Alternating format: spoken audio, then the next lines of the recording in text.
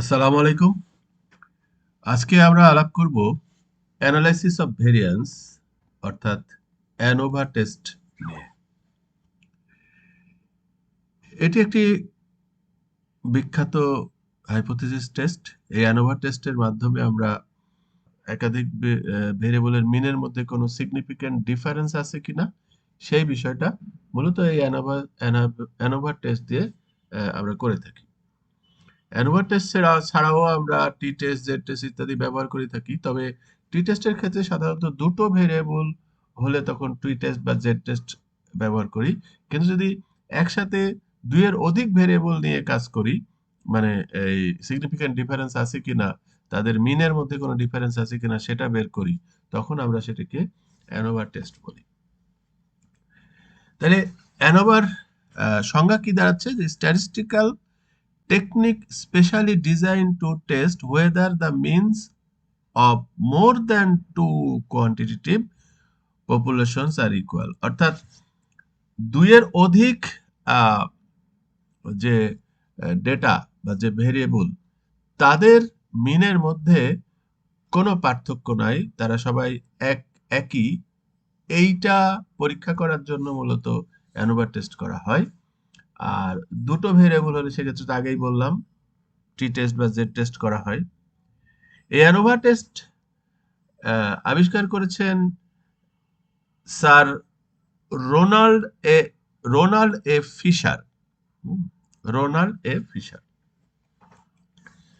তো আমরা অ্যানোভা টেস্টের বিস্তারিত ব্যাখ্যা করার আগে আমরা একটা অ্যানোভা টেস্ট প্র্যাকটিক্যালি করতে চাই, সেটা আমরা এক্সেল দিয়ে করতে চাই। চলুন আমরা এক্সেল দিয়ে আগে এই তিনটা ভেরিয়েবল এখানে আছে, যেমন মেশিন 1, মেশিন 2 এবং মেশিন 3, এদের মিনের মধ্যে কোনো যে ডিফারেন্স আছে কি নাই, সিগনিফিকেন্ট ডিফারেন্স আছে কি নাই, সেটা আমরা এখন এই অ্যানোভা টেস্টের মাধ্যমে দেখব। তো আমাদের হাইপোথিসিস একটা তো আমাদের বানাতে হবে। হাইপোথিসিসটা হলো, আমরা ধরে নিলাম there is no significant difference between the average of the three machine. ধরে নিলাম যে এই তিনটা মেশিনের মিনের মধ্যে কোনো সিগনিফিকেন্ট ডিফারেন্স নাই। এটাই হলো আমাদের হাইপোথিসিস। তো চলেন আমরা মিন বাহির করি। আমরা যদি এই এগুলির সাম করি, মেশিন 1 এর সাম করলে আসছে 906 এবং 6 দিয়ে ভাগ দিলে আসছে 151। এটা হচ্ছে আমাদের মেশিন 1 এর মিন। মেশিন 2 এর মিন সেরকম ভাবে পাচ্ছি আমরা 50.83 এবং মেশিন 3 এর মিন পাচ্ছি আমরা 155.5। তাহলে মিনের মধ্যে ডিফারেন্স যে আছে সেটা বোঝাই যাচ্ছে। একটা হলো 151, একটা হলো 150.83 এবং একটা হলো 155.5। এটা আমরা দেখতে পাচ্ছি। কিন্তু পরিসংখ্যানের ভাষায় এইটা এইভাবে বললে হবে না। আসলে মিনের মধ্যে সিগনিফিকেন্ট ডিফারেন্স আছে কিনা সেটা আমাদের এই যে হাইপোথিসিস টেস্ট আমরা করেছি, যে there is no significant difference, এটা বলছি, এইটা সত্য কিনা সেটা আমাদের টেস্ট করে দেখতে হবে। এমনি আমরা ক্যালকুলেশন করে যা দেখছি এটাতে হবে না। পরিসংখ্যানের ভাষায় আমাদের হাইপোথিসিস টেস্ট করে এটা প্রমাণ করতে হবে সত্য কিনা। তো হাইপোথিসিস টেস্টের মধ্যে যেহেতু এটা তিনটা ভেরিয়েবলের মধ্যে আমি টেস্ট করছি, অর্থাৎ তিনটা ভেরিয়েবলের সিগনিফিক্যান্ট মিনের সিগনিফিক্যান্ট ডিফারেন্স আছে কি নাই সেটা বের করছি, সেজন্য আমাদের এখন অ্যানোভা টেস্ট করতে হবে। তো চলেন আমরা অ্যানোভা টেস্ট করি। আমরা এইখানে এই যে ডেটা, এক্সেলের ডেটার মধ্যে গেলে এই ডেটা অ্যানালাইসিস যে মেনুটা আছে, এটা আরেকটা ভিডিওতে আমরা কিভাবে এই ডেটা অ্যানালাইসিস মেনুটা আসবে সেটা বলে রেখেছি, আপনারা ভিডিওটা একটু দেখে নিন। তো ডেটা অ্যানালাইসিসে গেলে আমরা এখানে এই যে অ্যানোভা সিঙ্গেল ফ্যাক্টরে ক্লিক করে ওকে করলাম। তখন এখানে বলছে যে তুমি তোমার ভেরিয়েবল গুলি এখানে সিলেক্ট করো। তো চলেন আমরা সিলেক্ট করি। আমরা এই তিনটা ভেরিয়েবলের মধ্যে অ্যানোভা টেস্ট করতে চাই। তারপরে বলছে যে তুমি যে সিলেক্ট করেছো সেখানে কি লেভেল আছে? হ্যাঁ, লেভেল তো আছে, যে মেশিন 1, মেশিন 2। তো আমরা লেভেলে ক্লিক করলাম। আউটপুটটা কোথায় হবে? আউটপুটটা আমরা চাচ্ছি যে ধরেন এরকম একটা জায়গায় আউটপুটটা হোক। ওকে করি। দেখেন এখানে আমরা একটু লেখাগুলো একটু বড় করি, তাহলে ভালো বোঝা যাবে। আমরা ধরেন 14 করলাম। এবার কিন্তু আমরা এই অ্যানোভা টেস্টের রেজাল্ট আমরা এখানে পেলাম। এই রেজাল্ট দেখে আমাদের সিদ্ধান্ত নিতে হবে যে সিগনিফিকেন্ট ডিফারেন্স আছে কিনা। তো দুটো পদ্ধতিতে আমরা এই সিদ্ধান্তটা নিতে পারি। প্রথমে আহ, যে অংশটা দেখছেন এখানে মূলত আমি ম্যানুয়ালি যা করেছি, এই যে সবগুলির যোগ এবং সবগুলির গড় বের করেছি সেটাই এখানে করেছে। ছয়টা, প্রত্যেকটা মেশিন ওয়ানেও 6টা আইটেম, মেশিন টুতেও 6টা আইটেম এবং মেশিন থ্রিতেও 6টা আইটেম, এবং তাদের সাম কত করে, এই যে 906, 905 এবং 933 সেটা এখানে দিয়েছে, এবং এভারেজ গুলি বের করেছে এবং ভেরিয়েন্স গুলি বের করেছে, সবার ভেরিয়েন্স কত। নিচের অংশে আমাদের অনেক কিছু বলছে যে variation between group, sum of square কত, within group sum of square error কত, total sum of square error কত, তারপরে ডিগ্রি অফ ফ্রিডম কত, তারপরে এইখানে আহ, বলছে যে এফ এর মান কত, ইত্যাদি ইত্যাদি, পি ভ্যালু কত, ইত্যাদি ইত্যাদি বলা আছে। এগুলি নিয়ে আমরা ডিটেলস আলাপ করব, তবে ডিটেলস আলাপ না করেও আমরা কিন্তু এই হাইপোথেসিসটা প্রমাণ করতে পারি শুধুমাত্র এফ এর মান দেখে অথবা পি এর মান দেখে। যদি এফ এর মান দেখে আমরা প্রমাণ করি, তাহলে আমাদের একটা চার্টের সাহায্য নিতে হবে। এটা হলো ক্রিটিক্যাল ভ্যালু অফ এফ, নিয়ে তখন আমাদের বলতে হবে। ক্রিটিক্যাল ভ্যালু অফ এফ চার্টটা আমাদের এখানে আছে অবশ্য। তো এখানে দেখেন এফ এর মান কত, 22 পয়েন্ট সামথিং। এখানে ডিগ্রি অফ ফ্রিডম একটা ফ্যাক্টর। ডিগ্রি অফ ফ্রিডমটা দুই ভাবে হয়, একটা হচ্ছে যে বিটুইন গ্রুপের ডিগ্রি অফ ফ্রিডম হয়, আরেকটা হচ্ছে যে উইথিন গ্রুপের ডিগ্রি অফ ফ্রিডম হয়। তো বিটুইন গ্রুপের ডিগ্রি অফ ফ্রিডম হলো 2, উইদিন গ্রুপের ডিগ্রি অফ ফ্রিডম হলো 15। তো এই দুই গ্রুপের ডিগ্রি অফ ফ্রিডম এবং এফ এর মান মিলায়ে আমাদের একটা চার্ট আছে যেটাকে বলা হয় ক্রিটিক্যাল ভ্যালু অফ এফ। তো ক্রিটিক্যাল ভ্যালু অফ এফ এ এই যে 1, 2, 3, 4, 5 এগুলি হলো যে আমাদের প্রথম যেটা আছে এই বিটুইন গ্রুপের ডিগ্রি অফ ফ্রিডম, আর এখানে 10, 11, 12, 13 এগুলি হলো উইদিন গ্রুপের ডিগ্রি অফ ফ্রিডম। তাহলে আমাদের একটা আছে 2, একটা আছে 2 আর একটা আছে 15। চার্টে চলেন দেখি, 2 এদিকে আর এদিকে 15, তাহলে 2 আর 15 মিলে ইন্টারসেক্ট করছে যেটাকে, সেটা হলো 3.68। তাইলে আহ, আমরা এফ এর ক্রিটিক্যাল মান পাচ্ছি 3.68, কিন্তু বাস্তবে এফ এর ক্রিটিক্যাল মান পাওয়া গেছে 22 পয়েন্ট সামথিং, তাহলে অনেক বেশি। এফ এর যে মানটা চার্টে আছে তার থেকে অনেক বেশি। তাহলে আমাদের সিদ্ধান্ত কি হবে? আমাদের সিদ্ধান্ত হচ্ছে, আমরা সিদ্ধান্তটা এখানে লিখে রেখেছি, কপি করে আমাদের এই পেজের মধ্যে নিয়ে যাই। আমাদের সিদ্ধান্ত হচ্ছে যে সিন্স দা এফ ভ্যালু ওই 3.68 যেটা আমরা চার্টে দেখেছিলাম যে 3.68 তার থেকে বেশি, শুধু বেশি না অনেক বেশি, তো এই বেশি হইলে কি হয়, নাল হাইপোথিসিস আর রিজেক্টেড। আচ্ছা, মানে কি? মানে হচ্ছে আমাদের, আমরা যে বলছিলাম there is no significant difference between the average of the three machine, এই থ্রি মেশিনের এভারেজের মধ্যে কোনো সিগনিফিক্যান্ট ডিফারেন্স নাই, এই কথাটা ঠিক না। কেন ঠিক না? কারণ এখানে আমাদের এফ এর যে ক্রিটিক্যাল ভ্যালু হওয়া উচিত তার থেকে অনেক বেশি ক্রিটিক্যাল ভ্যালু এখানে আছে, তাই আমরা নাল হাইপোথিসিসকে রিজেক্ট করে দিচ্ছি এবং আমরা বলছি যে এটার মধ্যে সিগনিফিক্যান্ট ডিফারেন্স আছে। অবশ্যই এটা 5% সিগনিফিক্যান্ট লেভেলে এই হিসাবটা করা হয়েছে। সো 5% সিগনিফিক্যান্ট লেভেল কি, এটা আমাদের হাইপোথিসিস টেস্টের উপরে আলাদা ভিডিও আছে, সেটাতে আপনারা একটু দেখে নেবেন। তো যাই হোক, 5% সিগনিফিক্যান্ট লেভেলে বলা হচ্ছে যে এটা হচ্ছে নাল হাইপোথিসিস আর রিজেক্টেড। তাহলে আমরা কি কনক্লুড করতে পারি? We can conclude that there is significant difference between the average of the three machine. তার মানে কি, এফ এর মান যদি আহ, এই ক্রিটিক্যাল ভ্যালু অফ এফ এর থেকে বেশি হয়, চার্টের যে ভ্যালু আছে তার থেকে বেশি হয়, তাহলে সিগনিফিক্যান্ট ডিফারেন্স আছে। আর যদি তার থেকে কম হয় তাহলে আমরা বলতাম যে আসলে সিগনিফিকেন্ট ডিফারেন্স নাই। সো এই ক্ষেত্রে সিগনিফিকেন্ট ডিফারেন্স আছে, এটা এফ এর ভ্যালু অনুসারে বললাম। আবার পি ভ্যালু অনুসারেও বলা যায়। এখানে পি এর ভ্যালু কত? পি এর ভ্যালু আসলে আমরা 3.23 দেখতেছি সেটা না, এখানে দেখেন ই টু দি পাওয়ার -05 আছে, তার মানে এখানে 10 টু দি পাওয়ার 5 দিয়ে সম্ভবত এটার ভাগ করতে হবে। তো সেই ভাগটা যদি আমরা করি তাহলে এখানে কিন্তু আহ, আমরা পি এর যে 5.5% যে পি এর একদম মার্জিন যেটা মান, সেটা আমরা জানি যে 0.05। তাহলে এই 0.05 এর থেকে যদি ছোট হয় তাহলে কিন্তু সিগনিফিকেন্ট ডিফারেন্স আছে। আর 0.05 এর থেকে যদি বড় হয় পি এর মান, তাহলে সিগনিফিকেন্ট ডিফারেন্স নাই। তো এখন কি 0.05 এর থেকে ছোট, কারণ এখানে দেখেন ই টু দি পাওয়ার 0.5 মানে এখানে অনেকগুলি দশমিকের পরে অনেকগুলি জিরো বসবে, তারপরে 3 আসবে, তার মানে এই 0.05 এর থেকে অনেক ছোট পি এর মান। তো ছোট হলে আসলে সিগনিফিকেন্ট ডিফারেন্স আছে। তাহলে আমরা পি এর মান অনুসারে, পি ভ্যালু অনুসারেও কিন্তু এখানে একটা সিদ্ধান্ত নিতে পারি যে since the P value less than 0.05, তাই আমরা বলবো নাল হাইপোথিসিস আর রিজেক্টেড। অর্থাৎ আমরা যে বলেছিলাম সিগনিফিকেন্ট ডিফারেন্স নাই, এই কথাটা ঠিক না।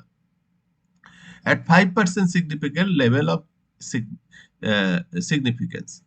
Hence, we can conclude that there is significant difference between the average of the three machines. অর্থাৎ তিনটা মেশিনের মধ্যে significant difference আছে। তাহলে আমাদের এই টেস্ট হয়ে গেল, সবকিছু হয়ে গেল, কিন্তু কিছু প্রশ্ন থেকে গেল। আমরা এই পর্যন্ত যারা আর কি হাইপোথিসিস টেস্ট কিভাবে এক্সেল দিয়ে করতে হয়, অ্যানোভা টেস্ট কিভাবে এক্সেল দিয়ে করতে হয় এবং কিভাবে সিদ্ধান্তে পৌঁছাইতে হয়, সেই ব্যাপারটা কিন্তু ডান হয়ে গেল। কিন্তু যে প্রশ্নগুলো থেকে গেল, যেগুলি নিয়ে আমাদের ফার্দার আলোচনা করা যায়, যেগুলি আপনাদের আরো জানতে ইচ্ছা করে, সেই বিষয়গুলি নিয়ে আমরা এখন আলাপ করব। সেটা হচ্ছে এই যে এফ এর মান যেটা হলো সেটা কিভাবে তৈরি হলো, পি এর মান যেটা হলো সেটা কিভাবে তৈরি হলো।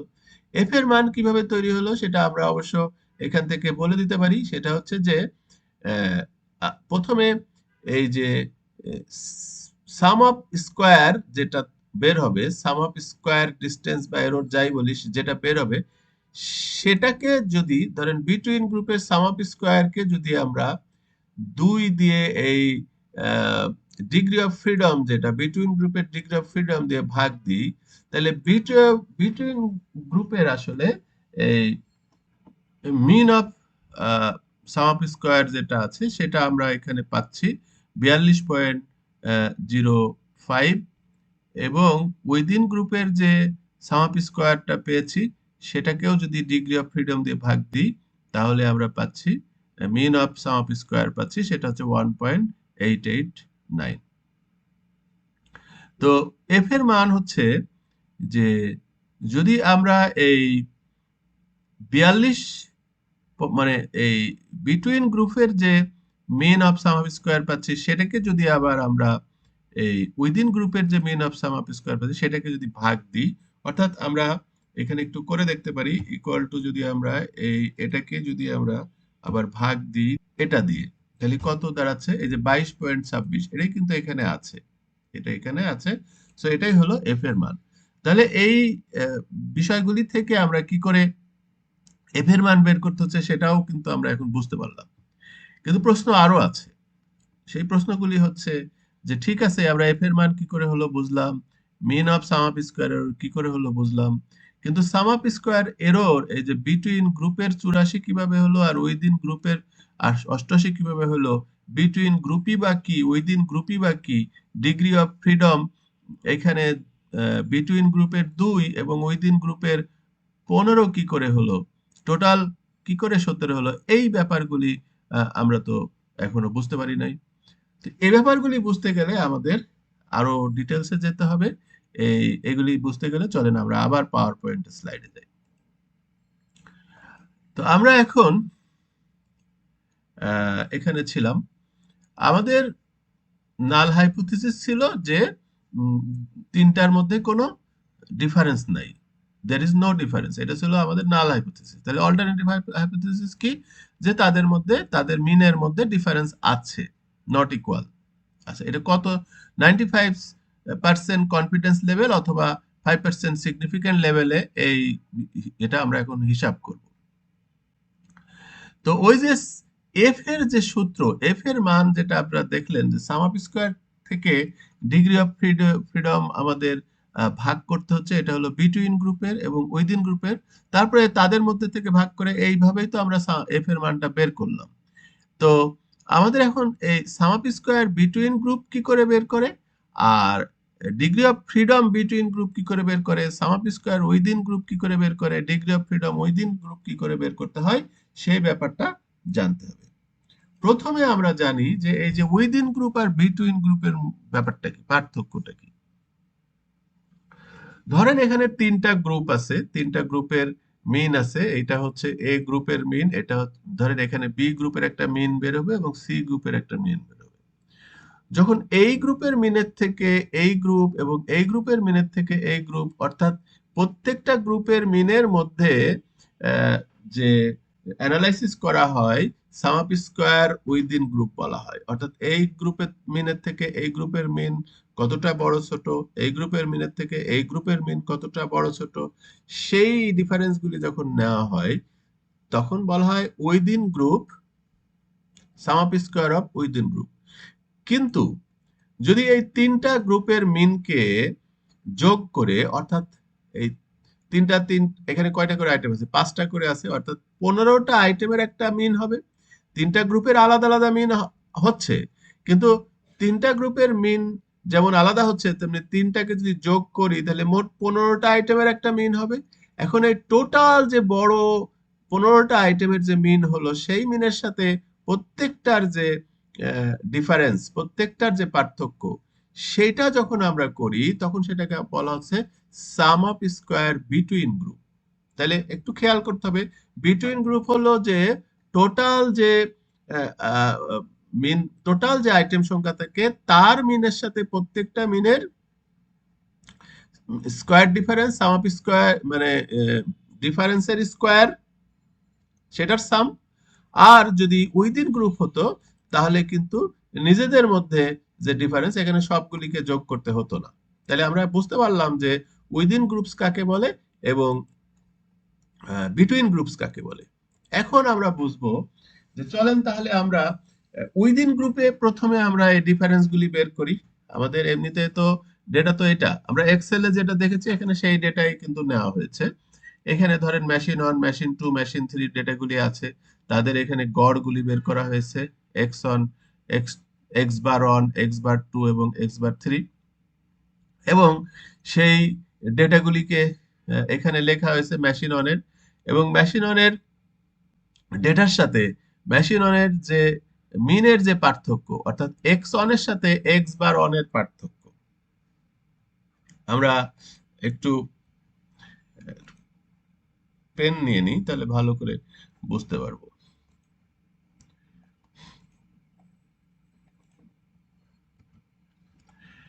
এই যে এক্স ওয়ানের থেকে, অর্থাৎ এটার সাথে এই যে এটার পার্থক্য কত, তো এটাও হলো 150 থেকে মাইনাস যদি করি 151, তাহলে -1 হবে। আবার 151 আর 151 শূন্য হবে, যে শূন্য হয়েছে। 152 থেকে 151 এক হবে, 152 থেকে 151 এক হবে, 151 থেকে 151 শূন্য হবে, 150 থেকে 151 -1 হবে। এটা তো আমাদের মিনের সাথে পার্থক্য। এখন এই যে সাম অফ স্কয়ার এরর করতে হবে, তার মানে আমাদের এটাকে স্কয়ার করে ফেলতে হবে, সবগুলি স্কয়ার করলে আমাদের 10101 এভাবে হবে। তাহলে সাম অফ স্কয়ার এরর কোনটা, এটা 4 হচ্ছে আমাদের সাম অফ স্কয়ার এরর। একইভাবে পরের গ্রুপের যে 153 সাথে আমরা মাইনাস করব 150.83, সেক্ষেত্রে আসবে 2.17। এরকম করে 152 সাথে মাইনাস করব 150.83, সেখানে আসবে 1.17। 148 এর সাথে মাইনাস করব, এরকম করে সবার সাথে মাইনাস করব এবং তাদের আবার স্কয়ার করব। তাহলে সেটার সাম অফ স্কয়ার হলো 18.83। আর এখানে আমাদের তৃতীয়টার জন্য করলাম, সেম জিনিস করলাম তৃতীয় মেশিনের জন্য করে, সেখানে আমরা সাম অফ স্কোয়ার পেলাম 5.50। তাহলে এখন আমরা যদি সবগুলো যোগ করি, এই গ্রুপের সাম অফ স্কোয়ার এরর কত পেলাম 4, এই গ্রুপের কত পেলাম 18.83, এই গ্রুপের কত পেলাম 5.50। তাহলে দেখেন 4, 18.83 আর 5.50 যদি যোগ করি, তাহলে এস এস উইদিন পেয়ে গেলাম। উইদিন এটা হলো এই গ্রুপের সাথে এই গ্রুপ, এই গ্রুপের সাথে এই গ্রুপ, এস এস উইদিনটা পেয়ে গেলাম। আচ্ছা, এবার আমাদের এসএস বিটুইন বের করতে হবে। এসএস বিটুইন বের করতে গেলে সবগুলি, অর্থাৎ এখানে 18টা যে ভ্যালু আছে, 18টা ভ্যালুর যদি গড় করি, সেই গড়টা কিন্তু আমরা পাবো 152.4। এইটা এই ছয়টা, এই ছয়টা এবং এসএসটা, এই মোট 18টা ভ্যালুর গড় হচ্ছে 152.44। তাহলে এখন 152.44 এর সাথে 151 কে যদি আমরা 151 থেকে যদি 152.44 মাইনাস করি, কত হয়? চলেন আমরা ক্যালকুলেটর দিয়ে দেখি কি হতে পারে।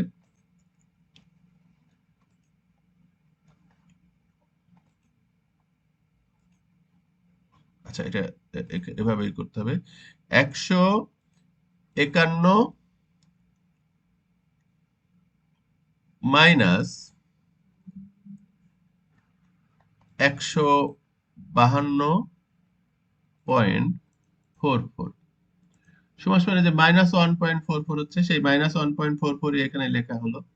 আবার আমরা যদি 100, এটা কত 50.83, 50.83 মাইনাস 152.44, তাহলে কত পাচ্ছি আমরা? পয়েন্ট -1.61, এই যে -1.61। একইভাবে আমরা 3.06 পাবো। তাহলে এটা তো আমার জাস্ট টোটালের সাথে পার্থক্য, এই টোটালের সাথে আমার এগুলির পার্থক্য। কিন্তু এখন এটাকে যদি স্কোয়ার করি, এই -144 কে যদি স্কোয়ার করি, তাহলে কত হইতে পারে? চলেন দেখি। -1.44, সেটাকে যদি আমরা স্কোয়ার করি, তাহলে এখানে দেখেন 2.07, এই যে এখানে 2.07 কিন্তু এখানে আছে। তার মানে আমরা এটাকে স্কোয়ার করলে পেলাম 2.07, এটাকে স্কোয়ার করলে পেলাম 2.58, এবং এটাকে স্কোয়ার করলে পেলাম 9.38। তাহলে আমাদের এসএস, অর্থাৎ সাম অফ স্কোয়ার বিটুইন কত হবে? এই যে এটা যোগ এটা যোগ এটা, দেখেন এখানে এই যে এটা যোগ 2.58 যোগ এটা, সাম অফ স্কোয়ারটাকে আমাকে যোগ দিতে হবে। তাহলে আমরা কত পেলাম? এবং ইনটু 6, 6 দিয়ে গুণ দিতে হবে, কারণ এখানে আমাদের কিন্তু এটা কিন্তু 6টার জন্য, এইটা আর 6টার জন্য, এটা আর 6টার জন্য, সবার সাথে 6 দিয়ে গুণ দিলাম। তাহলে আমরা পেলাম 84.06। এটা হলো আমাদের সাম অফ স্কোয়ার বিটুইন। তাহলে সাম অফ স্কোয়ার বিটুইন যদি পাই, আমরা এক্সেলে যদি একটু খেয়াল করি, দেখেন সেগুলিই পেয়েছি আসলে 84 পয়েন্ট।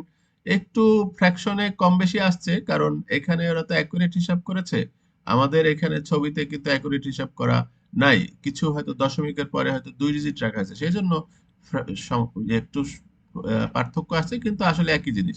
84.11 এবং 28.33, এখানে কি বের হলো? এখানেও কিন্তু বের হয়েছে 84.06, আর আমাদের উইদিন গ্রুপে বেড়েছে 28.33।